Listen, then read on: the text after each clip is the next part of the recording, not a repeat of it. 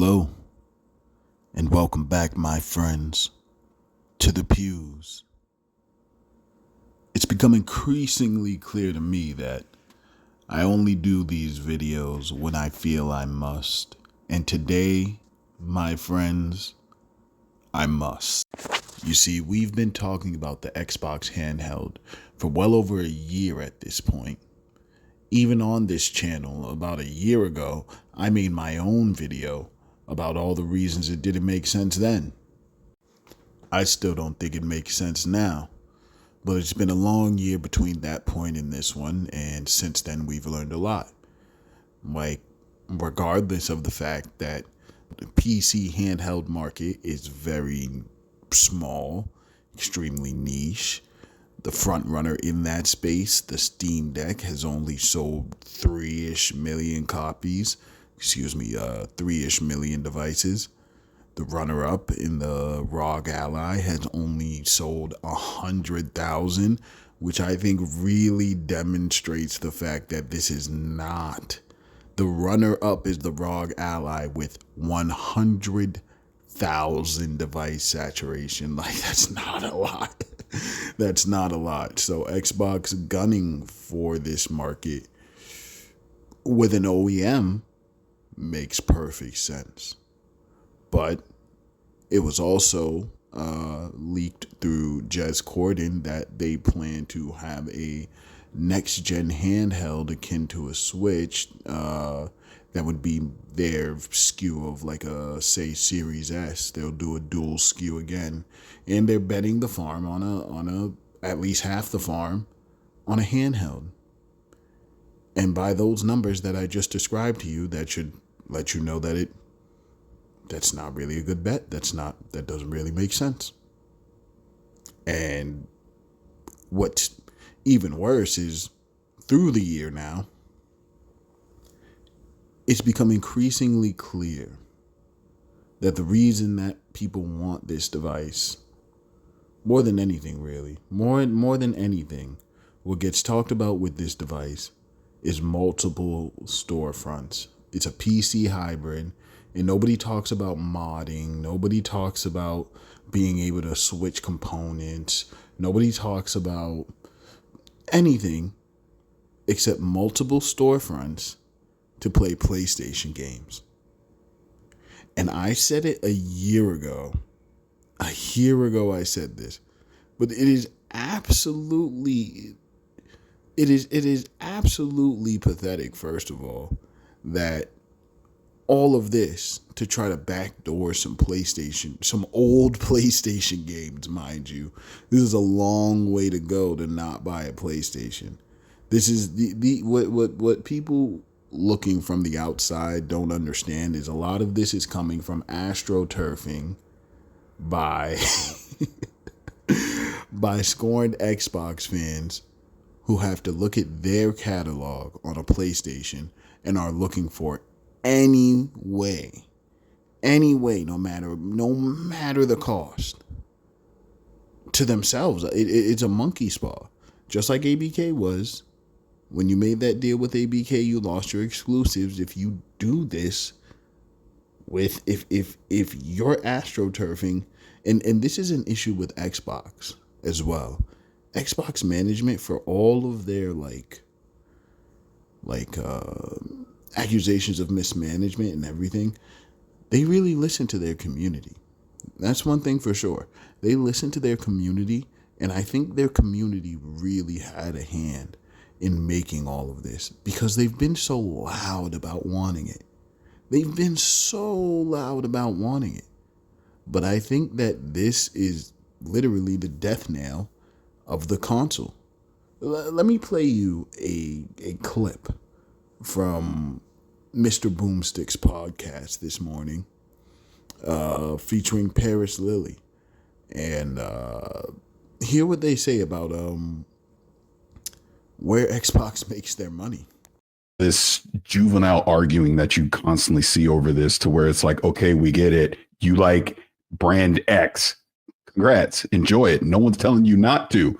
People like what they like. So not everyone's going to subscribe to Game Pass. That's not for everyone, and that is okay. You can still go buy the games just as much as you want to. I mean, if you look at the percentages of the Xbox user base versus the amount of people that actually subscribe to Game Pass, I want to say it's 20% or something like that. It kind of is capped out at whatever that number is. It's not like 100%, 80% of people that are on Xbox are on Game Pass. So people are still buying games. People still like buying games, but So about 20%. Paris is one of those Xbox guys. All right. For example, he's the kind of guy who might give a Valve a 9.5. I'm not saying it's not because he didn't like it, but I think he thinks very highly of Xbox and very highly of what they're delivering and how they're delivering. I say that to say the 20 million, 20% number is probably not undercut. He's probably not underselling them. So not even a quarter of the people who own an Xbox are subscribed to Game Pass. They still make the large chunk of their money from their console that is involved with their console from selling games on their digital storefront. Like the VAT and microtransactions, right? That's where we are now. That's how all of these people are making their money, all the consoles. The reason the console exists in this era is to bring you to the digital storefront where no matter what you buy, the platform holder gets at least a 30% cut, right? On everything you buy. Never mind the games they make, but everything you buy, right? That's great because they get to make a lot of money off of stuff they had nothing to do with simply by being the store owner, right?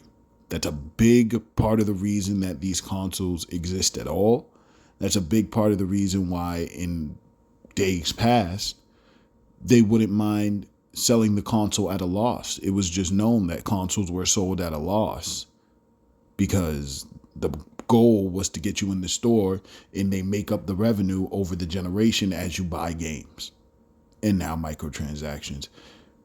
That's not the case anymore. As we see with the PS5 Pro, it's pretty much out in the open now. These manufacturers are going for the profit.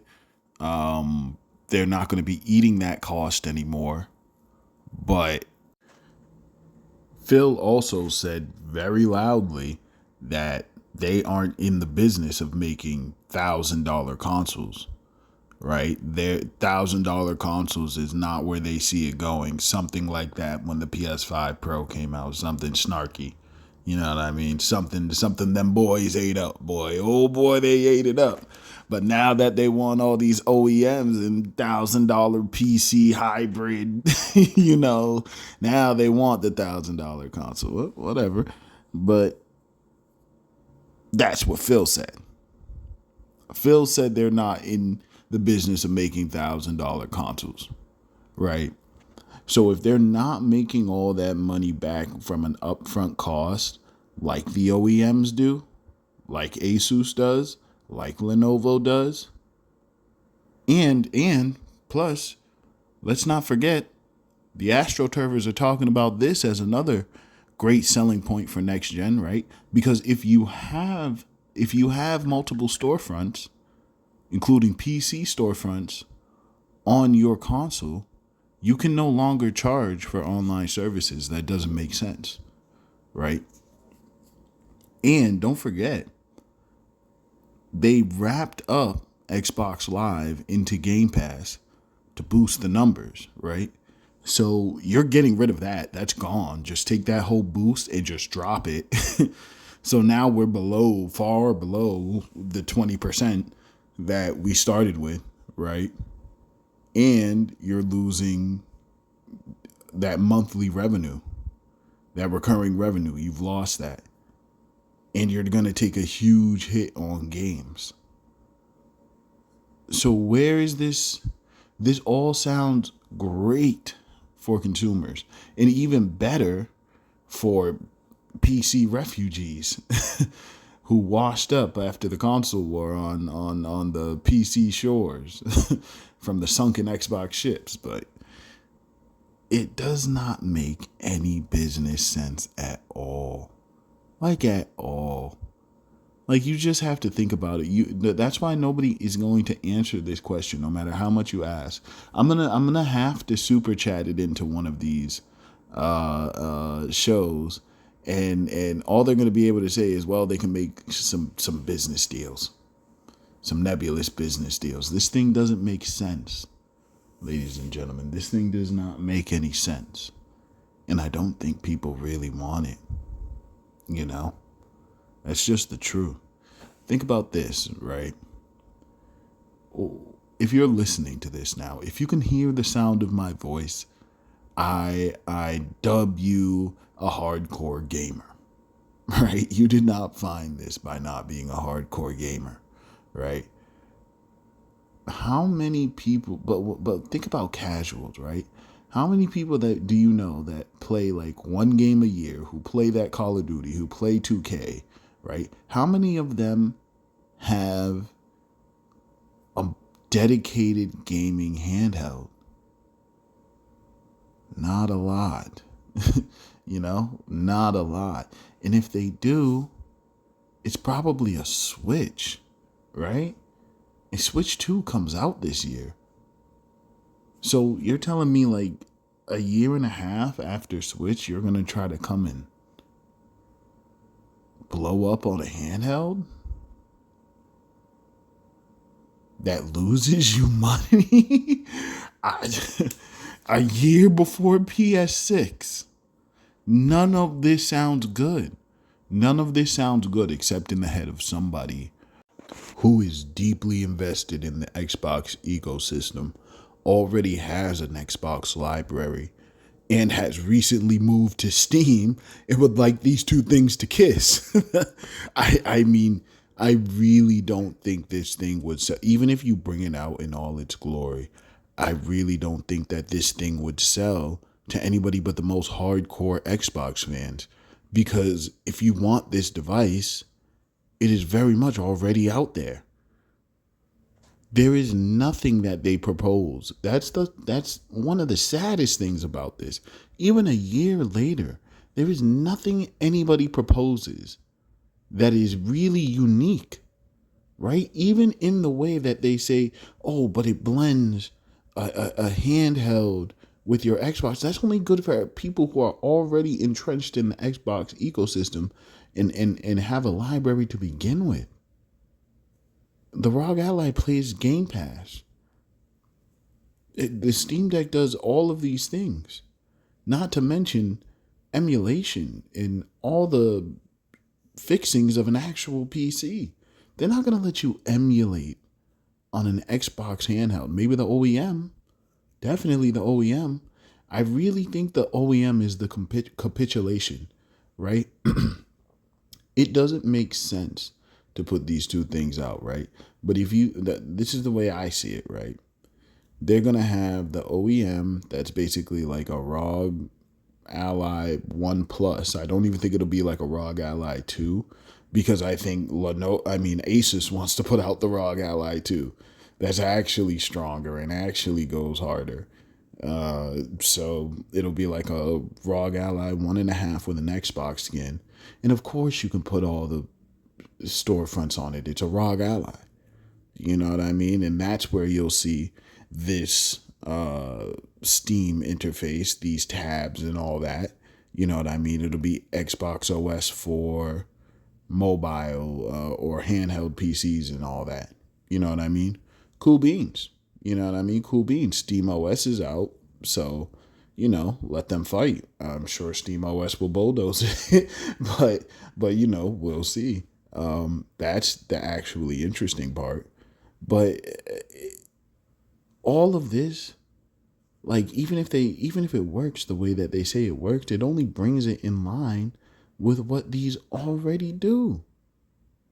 So it's just really hard for me to see the selling points from a mass consumer perspective it's hard for me to see the selling points for Xbox and Microsoft to do it this way. I think it's, I really think it's the Xbox community just trying any way they can to play some PlayStation games. These boys desperately want to play some PlayStation games. I can't tell you how badly these boys want to play some PlayStation games. Boom said, what was it, Helldivers 2 at the end of 2024? We get there yet? All right. Hey, we don't name names, right? This has been Preacher. That's going to do it for me. Thank you for coming down to the pews.